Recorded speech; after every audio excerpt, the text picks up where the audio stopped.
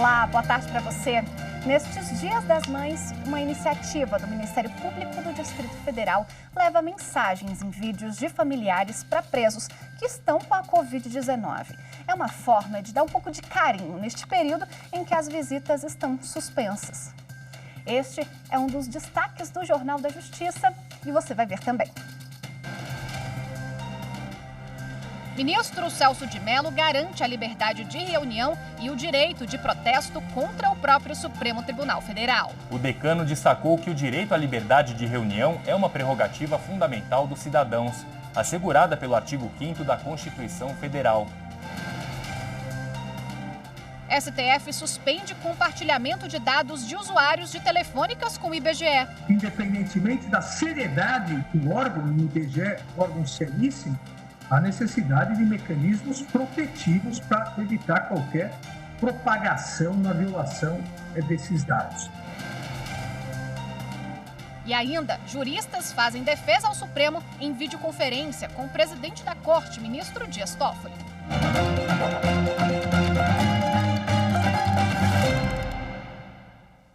O presidente do Supremo Tribunal Federal, ministro Dias Toffoli, participa neste instante de reunião por videoconferência do Conselho Superior de Direito da FEComércio de São Paulo.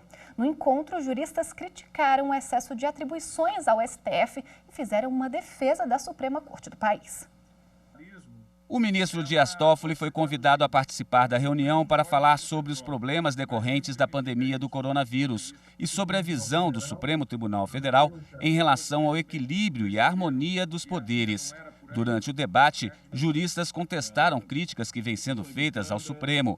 A professora Ivete Senise defendeu a necessidade de buscar formas para esclarecer melhor a sociedade sobre a importância do órgão máximo do judiciário do país. Uma estratégia não somente para a defesa do Supremo Tribunal Federal na sua atuação, mas também para esclarecer a comunidade em geral e aquelas áreas que costumam fornecer esses ataques da importância do Supremo no Estado democrático de direito, para o balanceamento dos poderes e também para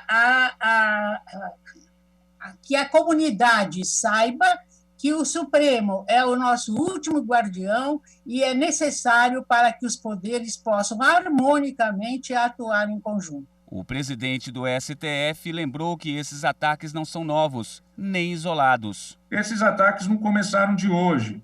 São incompreensões de decisões do passado, de um processo longo e histórico, né?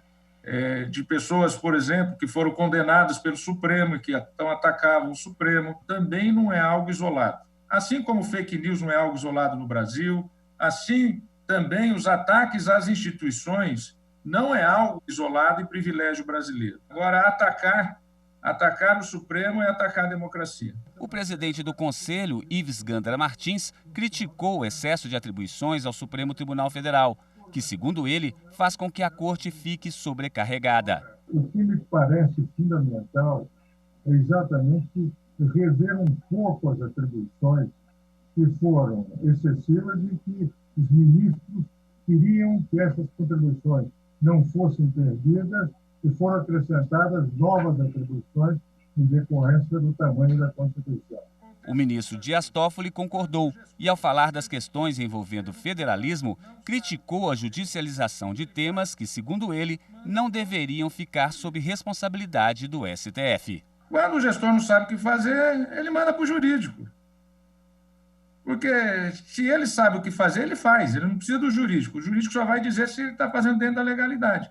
Mas quando ele não sabe o que fazer, né, para o futuro, às vezes, ele manda para o jurídico e quer que o jurídico resolva. Porque a política falhou. Se tudo vai parar no judiciário, é porque os outros meios de resolução dos conflitos falharam.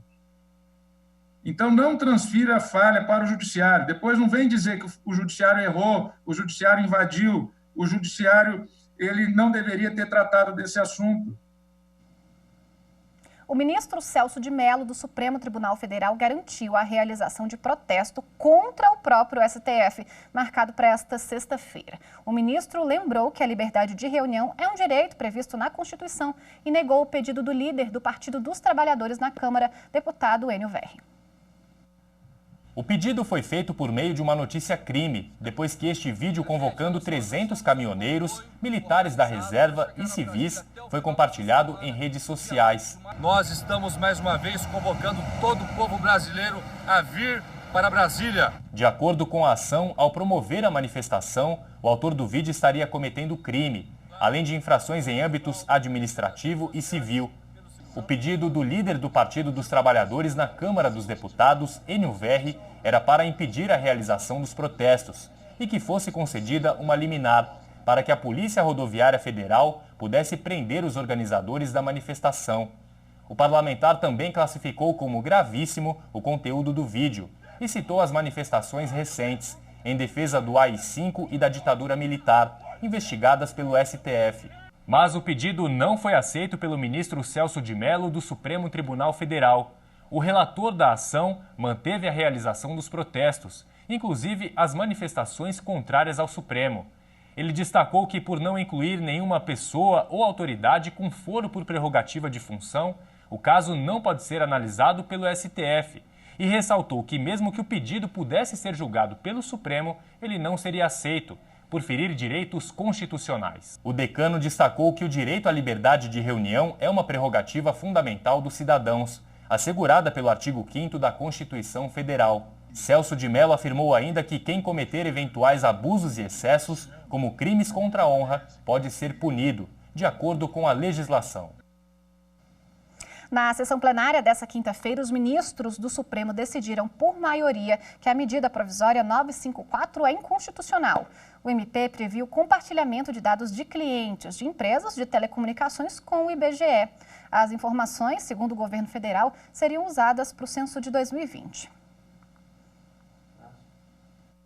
A sessão de julgamentos desta quinta-feira, realizada mais uma vez por meio de videoconferência, começou com a retomada do julgamento da medida cautelar concedida pela ministra Rosa Weber em 5 ações diretas de inconstitucionalidade contra artigos da medida provisória que determina às operadoras de telefonia fixa e celular o compartilhamento dos dados dos clientes com o IBGE. As ações foram apresentadas por partidos políticos e o Conselho Federal da Ordem dos Advogados do Brasil. A ministra Rosa Weber manteve a medida cautelar em seu voto por entender que o compartilhamento de dados com a autarquia federal, como o nome, o CPF e o endereço dos usuários, fere o direito constitucional da privacidade. O ministro Alexandre de Moraes acompanhou o voto da relatora e também concedeu a liminar, suspendendo os efeitos da medida provisória. O ministro abriu o voto, destacando que no centro do debate estava a efetividade dos direitos e garantias individuais para a preservação do Estado de Direito. Independentemente da seriedade do órgão, o IBGE, órgão seríssimo, a necessidade de mecanismos protetivos para evitar qualquer propagação na violação desses dados. Por isso, senhor presidente, voto no sentido de referendar a medida cautelar concedida para suspender a eficácia da medida provisória 954 de 2020. O ministro Edson Fachin destacou a importância do IBGE para a consolidação da democracia e lembrou a pesquisa nacional por amostragem de domicílio, que retrata as características socioeconômicas da sociedade, mas destacou não haver, no caso, garantias de proteção das informações.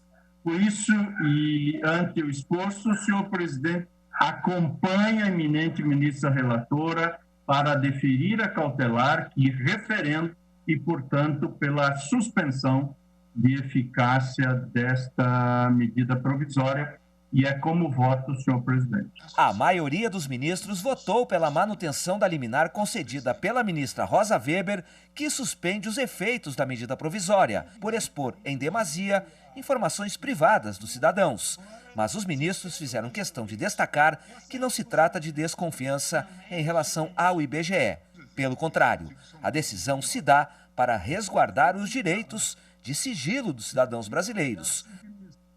A ministra Carmen Lúcia, do Supremo Tribunal Federal, manteve a prisão preventiva de um chinês acusado de receptação de testes da Covid-19. O chinês é acusado de receber ilegalmente quase 15 mil testes para diagnóstico da Covid-19 que supostamente foram furtados no aeroporto de Guarulhos, em São Paulo. A defesa do homem pedia a revogação da prisão preventiva e a aplicação de outras medidas cautelares, pedido que foi negado pela Justiça de São Paulo e também pelo Superior Tribunal de Justiça. Ao julgar o caso no STF, a ministra Carmen Lúcia destacou que não há elementos para aplicar medidas cautelares e manteve a prisão preventiva do chinês. Superior Tribunal de Justiça rejeita habeas corpus contra decreto que obriga o uso de máscaras no Distrito Federal. Desde o dia 30 de abril, o governo do Distrito Federal tornou obrigatório o uso de máscaras em locais públicos, no transporte coletivo e em estabelecimentos comerciais, industriais e de serviço. A partir do dia 11 deste mês, vai haver penalidades para quem descumprir a regra. E um servidor público impetrou habeas corpus alegando que a norma ameaça os cidadãos que vierem a infringir a determinação, atentando assim contra o direito de ir e vir. O objetivo do homem era impedir que ele pudesse ser preso ou levado à delegacia quando não estivesse em aglomerações ou em contato direto com pessoas que não os familiares. A decisão foi do ministro Nefi Cordeiro, que rejeitou o pedido, destacando que não foi apresentada nenhuma prova pré-constituída de concreta e injusta coação à liberdade de ir e vir. O ministro lembrou ainda que a jurisprudência do STJ estabelece que não cabe habeas corpus para o controle abstrato da validade de leis e atos normativos em geral. Nefi Cordeiro ressaltou ainda que o Supremo Tribunal Federal confirmou o entendimento de que estados e municípios podem criar normas próprias para combater o novo coronavírus. No próximo bloco, detentos contaminados com a Covid-19 ganham vídeos de familiares. A justiça, no meu modo de entender, é o meio pelo qual dirime os direitos e deveres da sociedade perante os conflitos. A conciliação.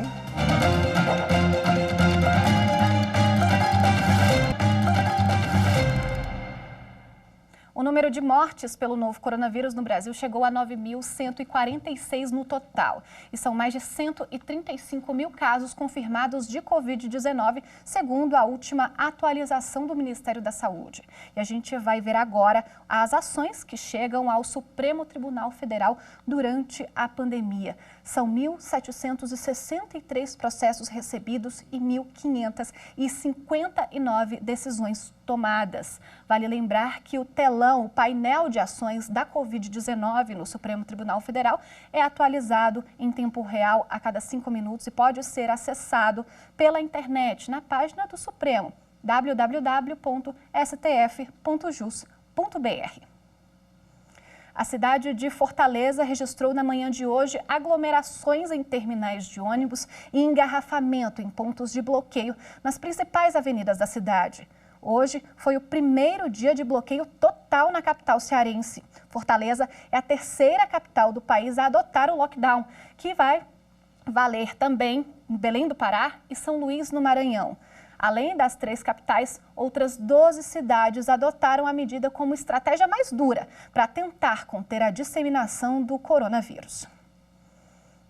Por causa do lockdown implantado em vários estados brasileiros, o Conselho Nacional de Justiça editou nova resolução, suspendendo os prazos dos processos eletrônicos enquanto durar o isolamento social.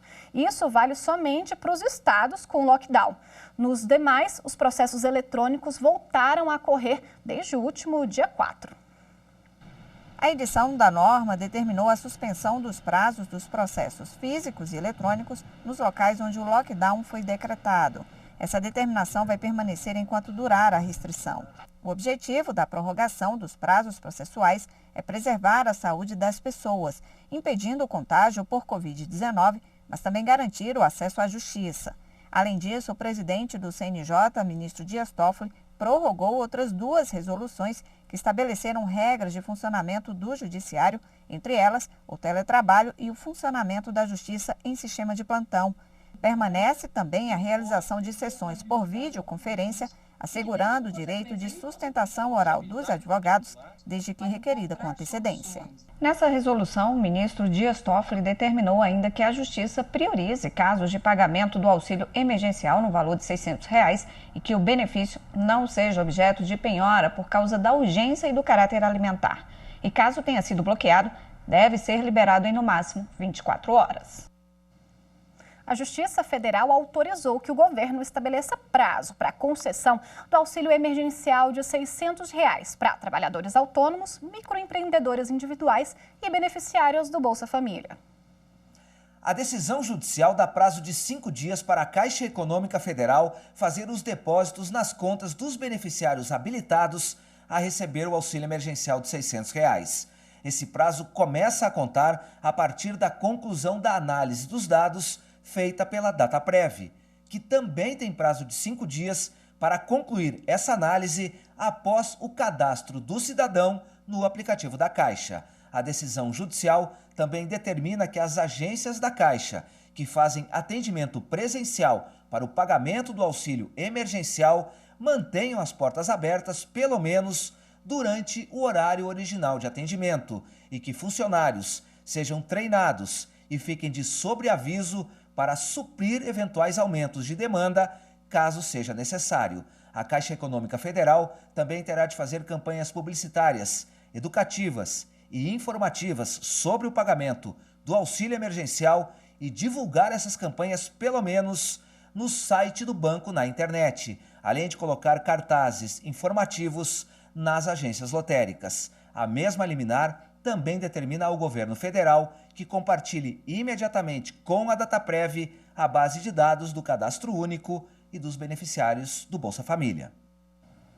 O Dia das Mães não vai passar despercebido no complexo penitenciário da Papuda. Detentos contaminados com a Covid-19 ganharam vídeos de familiares, já que não podem receber visitas. A ação é do Ministério Público do Distrito Federal e Territórios.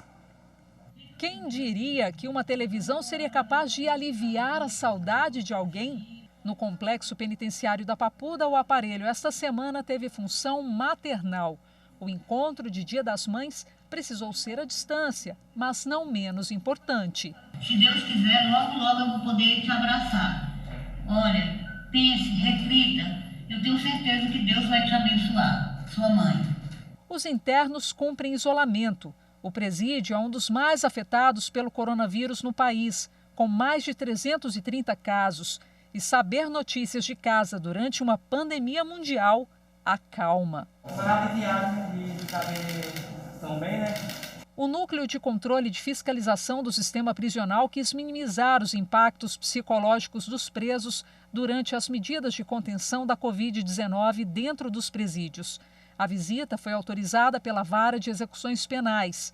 A juíza explica que a suspensão de visitas não é uma punição, e sim uma medida para evitar ainda mais contágios entre os detentos. Estão suspensas, as visitas, isso não é para punir vocês. Nós também estamos isolados em casa dos nossos familiares, porque é a forma da gente evitar a contaminação, Porque nem todo mundo vai conseguir desenvolver com vocês sem passar tão mal, Vocês, graças a Deus, está bem. No total, 128 familiares enviaram os vídeos que já foram exibidos aos internos. Em resposta, eles vão poder escrever cartas que serão entregues às mães, esposas e outros familiares. A iniciativa também encheu o coração de quem está aqui do lado de fora. Eu sou muito grata a cada um de vocês. Muito obrigada pela compreensão, por se colocar no nosso lugar como família.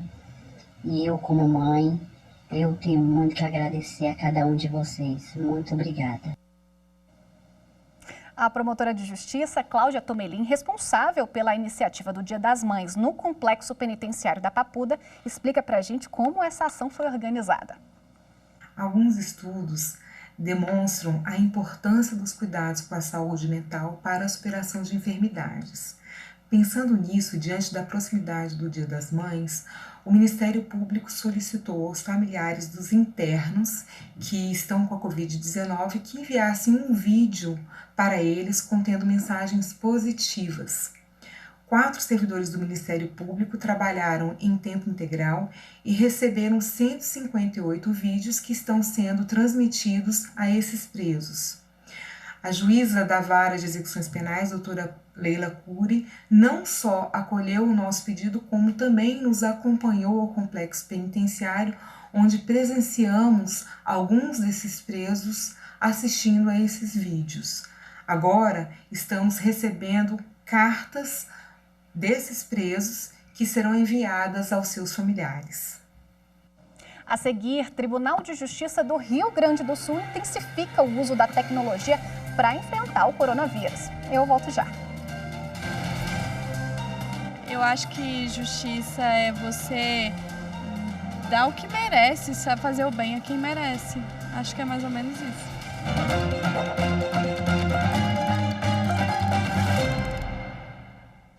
A Vara de Fazenda Pública do Distrito Federal autorizou a suspensão por 90 dias do pagamento de ICMS de uma loja de brinquedos.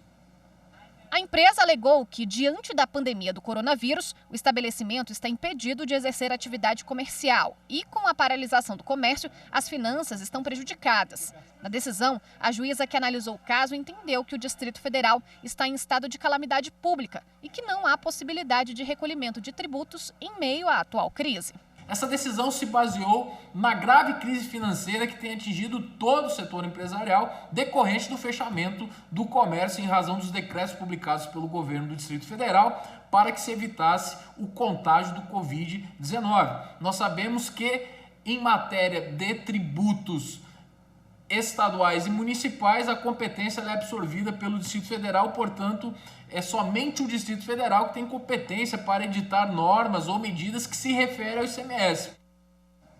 O jornal Zero Hora do grupo RBS vai ter que pagar horas extras a uma ex-subeditora do jornal. O caso foi julgado pela 4ª turma do Tribunal Superior do Trabalho. Os detalhes com Daniel Vasques.